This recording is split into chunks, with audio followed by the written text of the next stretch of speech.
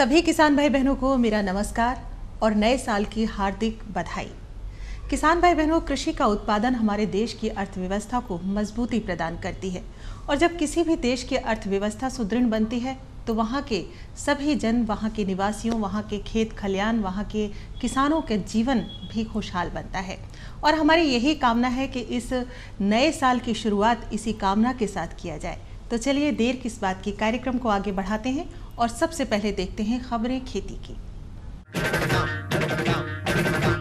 आयात शुल्क का खाद्य तेल उद्योग पर असर होगा कम। नवंबर में रबर का उत्पादन घटा।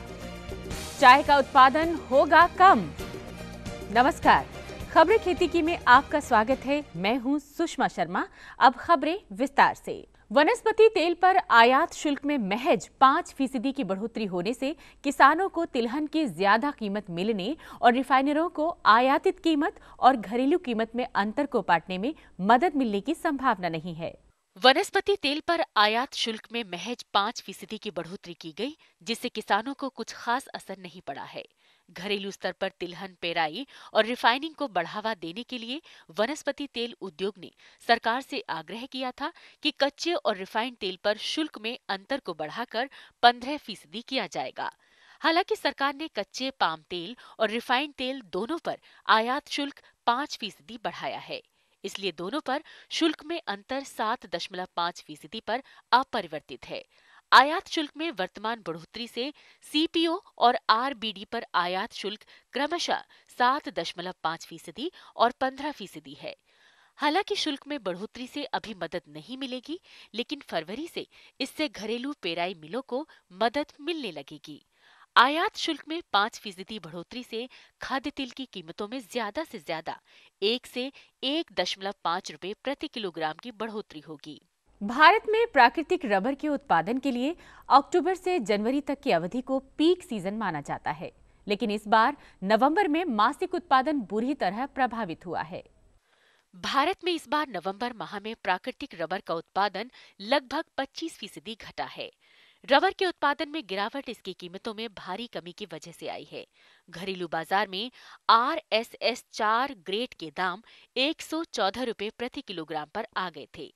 नवंबर में प्राकृतिक रबर का उत्पादन महज 6,400 टन रहा, जो वर्ष 2014 के इसी महीने में 85,300 टन रहा था। इस रुझान के मुताबिक देश में वर्ष 2014-15 के दौरान उत्पादन में भारी गिरावट आएगी, जिससे आपूर्ति में किल्लत की स्थिति हो सकती है। पूरे वर्ष के दौरान उत्पादन में 10 से 12% की गिरावट रह सकती है। इसका बाजार पर कई तरह से असर पड़ेगा।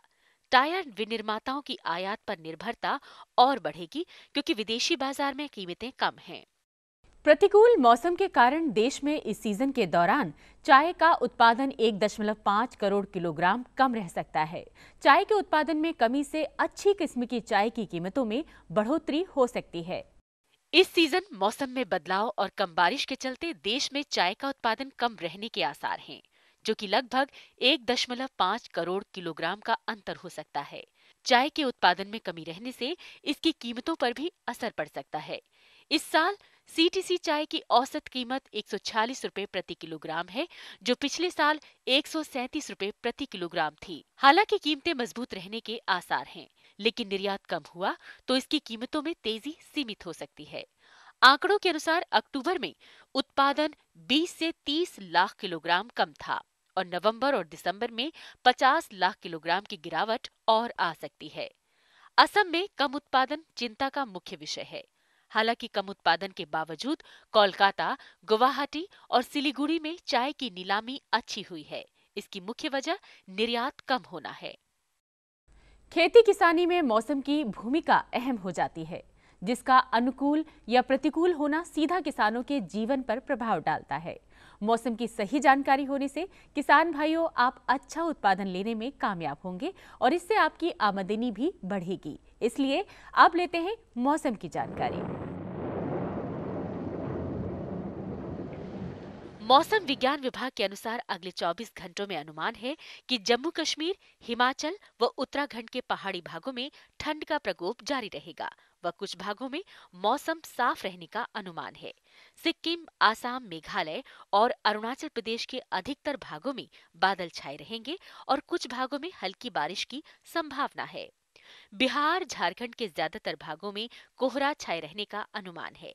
छत्तीसगढ़ व उड़ीसा में बादल छाए रहेंगे व कुछ भागों में हल्की बारिश के आसार हैं। पंजाब, हरियाणा और उत्तर प्रदेश के मैदानी भागों में बादलों के साथ कोहरा छाया रहने का भी अनुमान है। अब कुछ खबरें कमोडिटी से। आज की कमोडिटी में मोटे अनाज में ज्वार बाजरा में भारी तेजी का रुख रहा। वहीं दलहन में चना, उड़द, तुअर, मसूर में तेजी का रुख रहा। इसके साथ ही किराना में हल्दी, जीरा, दालचीनी में तेजी देखने को मिली। खाद्य तेलों में सोया तेल, सरसों तेल में तेजी बोल गई। खेती की खबरों में आज इतना ही। कृषि दर्शन कार्यक्रम में और अधिक रोचक और ज्ञानवर्धक जानकारियों के लिए देखते रहिए कृषि दर्शन। ये लो और बताओ। बस। अरे ये क्या भैया जी, बस इतनी सी रासायनिक खाद? किसानी छोड़ रहे हो क्या? किसानी नहीं, नादानी छोड़ रहे हैं। मिट्टी की जांच कराई है।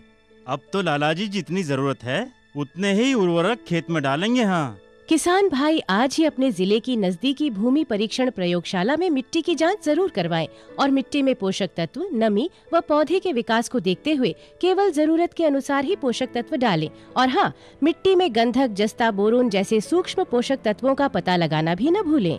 उर्वरक और जैविक खाद के सही उपयोग से भूमि का उपजाऊपन बनाए रखें, उत्पादकता बढ़ाएं, खर्चा घटाएं और बहुमूल्य विदेशी मुद्रा बचाने में भी सहयोग दें। और हाँ, धीमी गति से नाइट्रोजन उपलब्ध कराने वाले उर्वरकों जैसे नीम लेपित यूरिया को प्राथमिकता दें और यूरिया का पत्तों पर छिड़काव करें। अरे वाह, तू तो सचमुच समझदार हो गया रे। अधिक जानकारी के लिए संपर्क करें जिला कृषि अधिकारी या किसान कॉल सेंटर। किसान भाई बहनों, आज है शुक्रवार और आप सभी को इंतजार रहता है अपने ईमेल और चिट्ठियों का। लेकिन हम आपको बता दें, ये खास कार्यक्रम तो है ही, लेकिन नए साल की शुरुआत आज हम एक खास बातचीत के साथ कर रहे हैं, क्योंकि ये भी आपके लिए एक विशेष कार्यक्रम है। तो आइए देखते हैं और जानते हैं क्या है ये खास बातचीत।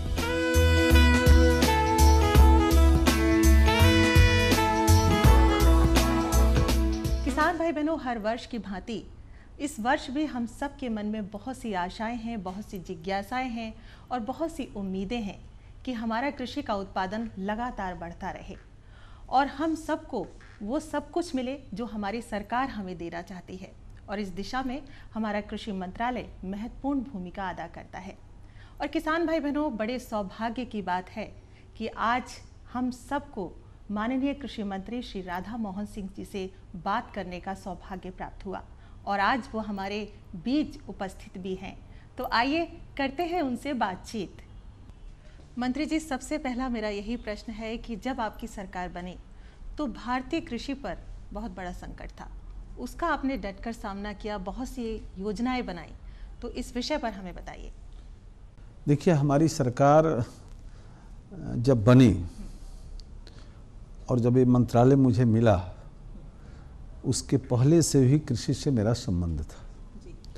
और हमारे प्रधानमंत्री जी एक राज्य के मुखिया के नाते कृषि संकटों को बहुत नज़दीक से देखा ही नहीं था, बल्कि उसमें काफ़ी उन्होंने संकटों को हल करने में अपनी प्रमुख भूमिका निभाई थी। तो सरकार बनते पहले तो स्थिति आई कि भयंकर सूखा पड़ेगा। मानसून 1.5 महीने बाद आई, 13% कम वर्षा हुई। 5 वर्षों के बाद ये स्थिति देश में थी। 9 के बाद सबसे भारी सूखा इस देश में आया और पूरा देश और हर क्षेत्र में ये था कि इस बार 50% से ज़्यादा बुआई नहीं हो पाएगी। लेकिन हमारे मंत्रालय ने सभी ग्रामीण जिलों के लिए जिलों को कंटीजेंसी प्लान उपलब्ध कराया और प्रधानमंत्री जी की पहल से कुछ रियायतों की घोषणा की गई। डीजल सब्सिडी, बीज पर राज सहायता, बागवानी के नुकसान होने पर उनको राज सहायता, फिर चारा पर राज सहायता। और उसका परिणाम ये हुआ कि मात्र 2% की कमी आई बुआई में। तो ये सबसे बड़ी उपलब्धि हमारी ये रही कि आधा बुआई नहीं हो सकेगा, ऐसा अनुमान था। लेट मानसून 13% की कमी, और खरीफ में भी आप देखेंगे तो नमी की कमी है, वर्षा कम हुई इसका असर है, लेकिन मुझको लगता है कि रबी के फसल में भी हमको नुकसान नहीं होगा और जितने पिछले बार जो बुआई हुई थी हम उसके नज़दीक तक पहुंच जाएंगे। तो पहला तो ये बड़ी हमारे मंत्रालय और देश के किसानों को भी हम बधाई देंगे, राज्य सरकारों ने भी सहयोग किया तो हम इसके लिए सबको बधाई देंगे। दूसरा कि जो अस्थाई संकट, जैसे देश के अंदर आबादी बढ़ रही है और खेती योग्य जमीन कम हो रहा है, तो सरकार की पहली चिंता होनी चाहिए थी कि उत्पादकता बढ़े, और इस दृष्टि से दो जो महत्वपूर्ण काम है जिसकी चिंता सरकार ने नहीं की। एक तो पहला जो सबसे ज़रूरी होना चाहिए था कि हर किसान के पास जो ज़मीन है, जोत है, ऐसे 14.5 करोड़ किसान हैं, उनको ये पता नहीं है कि उनके मिट्टी में कौन सी बीमारी है, कौन दवा देनी है, कितना खाद देना है, कितना इसमें उपज होगा। इसके लिए 2007-8 में योजना शुरू हुई सॉइल हेल्थ मैनेजमेंट का, और हमारी सरकार बनने के पहले मार्च 14 तक मुश्किल से 100 करोड़ रुपया इस पर खर्च किए होंगे। ये 500 वर्षों के अंदर, 7 वर्षों के अंदर लेबोरेटरी बनाने पर। लेकिन सॉइल हेल्थ कार्ड सब किसानों को मिले, इसके लिए किसी राज्य को कोई अलग से धन राशि नहीं, मिशन मोड में कोई योजना नहीं। तो हमारे प्रधानमंत्री जी ने, उनका पहला भाषण लोगों ने सुना होगा, कृषि वैज्ञानिकों के बीच उन्होंने कहा था कि हमारे देश की जो किसान हैं वो न सिर्फ देश बल्कि दुनिया का पेट भरने में सक्षम है। बिल्कुल, हमारे अन्नदाता हैं। और हमारी कृषि भी ऐसी होनी चाहिए कि उनका जेब भर सके, तो कृषि में उत्पादकता बढ़े। और इसके लिए जब हमारी सरकार आ गई तो 2007-8 से लेकर 14 तक सॉइल हेल्थ मैनेजमेंट के लिए, लेबोरेटरीज के लिए 112 करोड़ रुपये खर्च किए गए थे।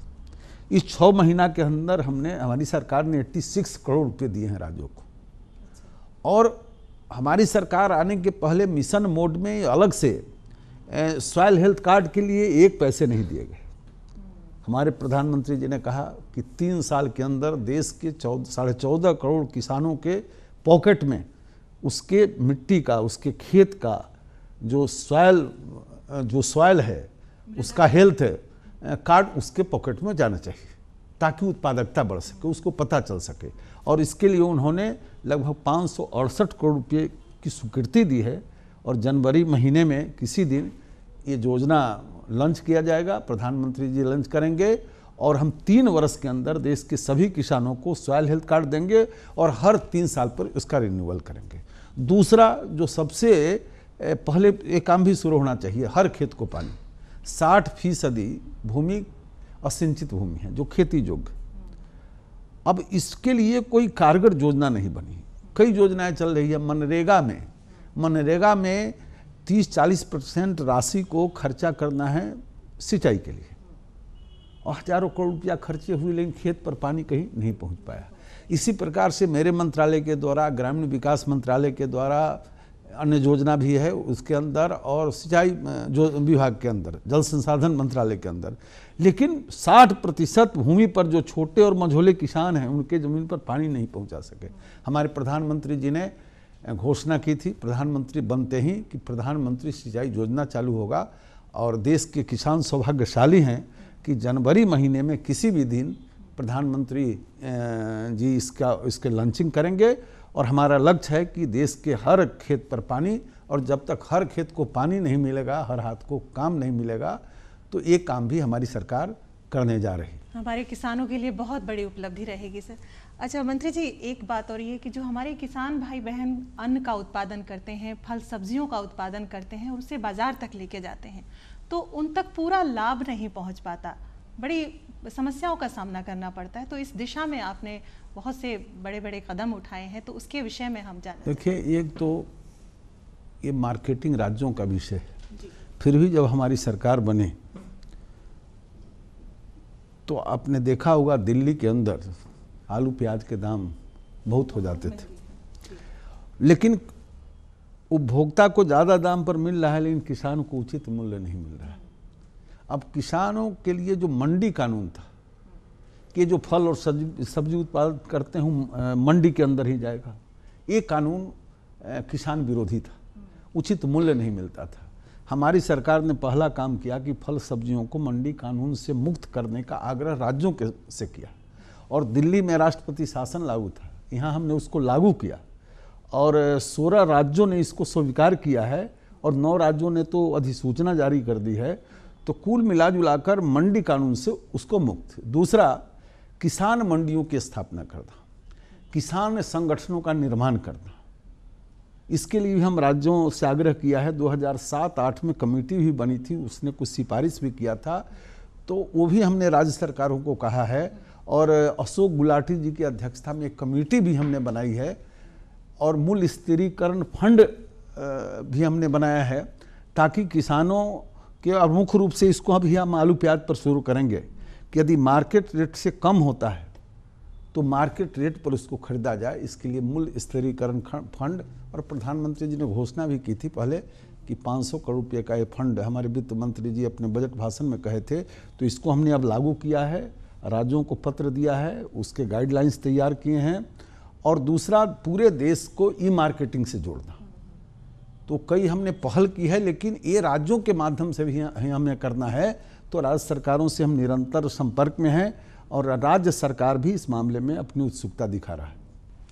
मंत्री जी, आपने कृषि शिक्षा, शोध, अनुसंधान को बढ़ावा देने के लिए भी बहुत बड़े बड़े कदम उठाए हैं, लेकिन ख़ास तौर पर जो हमारे ग्रामीण किसान भाई बहन हैं, युवा जन हैं, उन तक ये सारी जानकारी पहुँचे इस विषय। तो एक तो इस देश के अंदर जो कृषि विस्तार कर्मी हैं, उनकी संख्या पूरे देश में 18,000 थी, हमने उसको 26,000 किया है, 8,000 बढ़ाया है।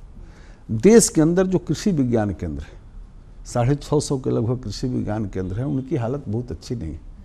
एक तरफ हमने विसंगतियों को दूर करने के लिए कमेटी बनाई है और उसका रिपोर्ट 15 जनवरी तक आएगा, और दूसरी तरफ हमने कृषि विज्ञान केंद्रों के सशक्तिकरण के लिए योजना बनाई है।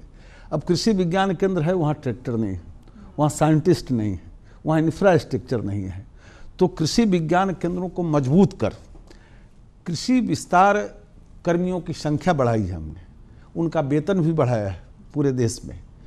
तो कृषि विज्ञान केंद्र को आत्मा के साथ जोड़कर इसका विस्तार करना, लैब से लैंड तक पहुंचाने का काम, जो हमारे प्रधानमंत्री जी का मुख्य नारा है, और इस सरकार सबसे ज़्यादा इस पर ध्यान दे रही है। और कृषि में शिक्षा, अनुसंधान, ये बहुत ज़रूरी है। अब आज़ादी के 67 वर्ष बाद तक देश में एक कृषि अनुसंधान संस्थान पूसा में, हमारे प्रधानमंत्री जी ने घोषणा की कि ऐसा 2 और संस्थान बनेगा, और न सिर्फ घोषणा की बल्कि उसके लिए निधि का आवंटन भी किया। एक झारखंड में और एक आसाम में इसका निर्माण होगा। एक सेंट्रल यूनिवर्सिटी जो नॉर्थ ईस्ट में था, उसके सशक्तिकरण के लिए, और 6 जो राज्य हैं नॉर्थ ईस्ट के, उसमें एक एक कॉलेज खोलने के लिए 750 करोड़ रुपये दिए गए। झांसी के अंदर एग्रीकल्चर यूनिवर्सिटी सेंट्रल, उसमें हमने VC की नियुक्ति की है, फिर उसके लिए फंड एलोकेट किया है ताकि उसका एक्सटेंशन हो। और बुंदेलखंड के अंदर फिशरी, हॉर्टिकल्चर, एग्रीकल्चर और फिर वेटनरी के 4 कॉलेज खोलने के लिए भी हमने राशि दी है। और पूरे देश में बिना विज्ञान को खेती तक पहुंचाए हम जो सपना देख रहे हैं पूरा नहीं हो सकता है।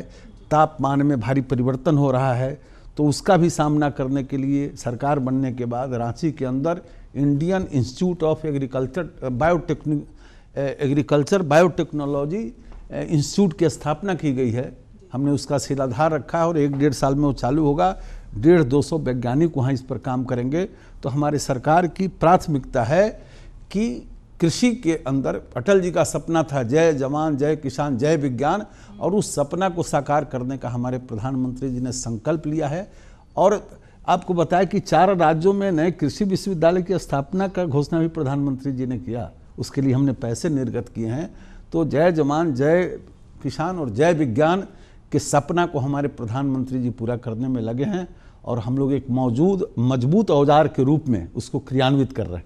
मंत्री जी, ये भी पूछना चाहूँगी कि श्वेत क्रांति यानी दूध के उत्पादन को बढ़ाने के लिए और साथ ही साथ गौवंश की संरक्षण के लिए भी आपने बहुत अच्छे कदम उठाए हैं, तो उस विषय में भी हम जानकारी लेना। हम दुनिया के 1 नंबर के दूध उत्पादक देश हैं और इसमें बड़ी भूमिका है विदेशी और संकर नस्ल की गायों की। लेकिन पिछले कुछ वर्षों से हम देख रहे हैं कि तापमान की वृद्धि का असर उन पर पड़ रहा है और उनको बर्दाश्त करने की क्षमता नहीं, और 2020 आते आते लुप्त प्राय की स्थिति होगी। हमारे देश को आज से 5-7 साल पहले ये सोचना चाहिए था, लेकिन सरकार ने इसकी चिंता नहीं की। और दुनिया को पता है कि हिंदुस्तान की जो देसी नस्ल की गाय हैं उनको ये ताकत है, उनको ये क्षमता है, उनके अंदर ये प्रतिरोधी क्षमता ज़्यादा है क्लाइमेट चेंज को बर्दाश्त करने का। तो इस पर कोई ध्यान नहीं दिया गया।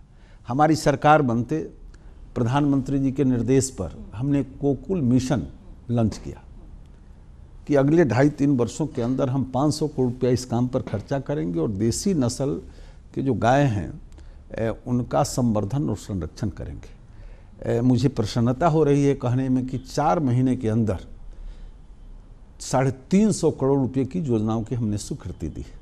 लगभग 14-15 राज्यों से प्रोजेक्ट बन के आए हैं, हमने उसकी स्वीकृति दी है और 127 करोड़ रुपये रिलीज भी किए हैं। और आज तक देश में देसी नस्ल के जो हमारे पशु हैं, दुधारू पशु, उनके नस्ल सुधार के लिए कोई नेशनल ब्रीडिंग सेंटर नहीं। प्रधानमंत्री जी ने उसके लिए अलग से 50 करोड़ रुपये दिए और 2 देश के अंदर, एक उत्तर भारत के अंदर, एक दक्षिण भारत के अंदर नेशनल ब्रीडिंग सेंटर की स्थापना की कार्यवाही शुरू हो गई है। और मैं समझता हूं कि एक राज्य जो उत्तर प्रदेश है, मथुरा में हम बात कर रहे हैं वहाँ ज़मीन का, और एक दूसरा आंध्र प्रदेश में बात कर रहे हैं, और बहुत निकट भविष्य में हमको ज़मीन मुहैया हो जाएगा और हम यहाँ काम शुरू करेंगे।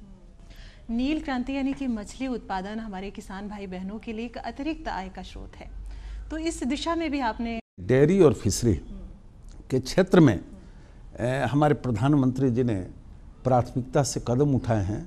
जहां एक तरफ श्वेत क्रांति को और गति मिले तो दूसरी ओर उन्होंने मिशन ब्लू रेवोल्यूशन की घोषणा की, और उसके तहत आप देखेंगे कि कई योजनाएं चल रही थी, उसको हम मिला के 2 प्रकार की योजना, अब उसको एक इनलैंड फिशरी और एक मैरीन फिशरी। तो फिशरी के अंदर जो कई ऐसी विसंगतियां थी नियमों में, उसको हमने सरल बनाया है, और दूसरी ओर इनलैंड फिशरी के अंदर मिशन ब्लू रेवोल्यूशन के बहुत बड़े स्कोप हैं, और सरकार बनने के बाद से इस पर हमने काम शुरू किया है। मैरीन फिशरी में भी शुरू किया है और इनलैंड फिशरी में मुख्य रूप से आप देखेंगे कि पिछले 13-14 के 2 तिमाही के अंदर, और हमारी सरकार बनने के बाद अभी 2 तिमाही के अंदर उत्पादन की स्थिति देखेंगे तो मैरीन के अंदर 8% की वृद्धि हुई है और इनलैंड फिशरी के अंदर 13% की वृद्धि हुई है। मछुआरों को ट्रेनिंग देने का जहाँ तक सवाल है, 1.5 गुना पिछले साल की तुलना में इसी 6 महीने के अंदर हमने 1.5 गुना मछुआरों को ट्रेनिंग दी।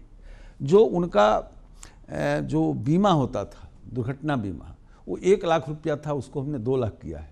जो इंदिरा आवास, जो उनका मछुआरा आवास योजना था, वो 50,000 रुपया था, उसको 75,000 किया है।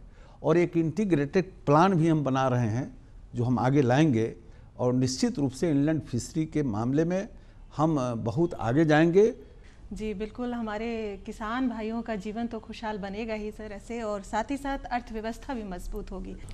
तो किसान भाई बहनों, हम सबको आज सौभाग्य मिला कि हमने माननीय कृषि मंत्री श्री राधा मोहन सिंह जी से बात की और जाना कि कौन कौन से ऐसे विकासात्मक कार्य हो रहे हैं, कौन कौन सी ऐसी योजनाएं हैं जिससे कि हमारे किसान भाई बहन पूरा लाभ उठा सकेंगे।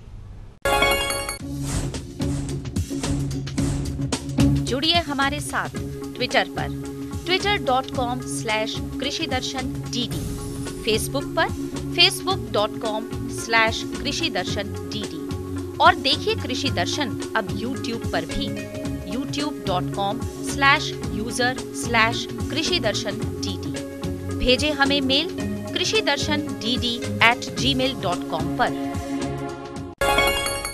आपको हमारा कार्यक्रम कृषि दर्शन कैसा लगा? अपने सुझाव, प्रतिक्रियाएं एवं सवाल हमें इस पते पर भेजें। कृषि दर्शन, कमरा नंबर 10, CPC दूरदर्शन, खेलगांव, नई दिल्ली 110049। तो किसान भाई बहनों, ये था हमारा आज का कार्यक्रम कृषि दर्शन।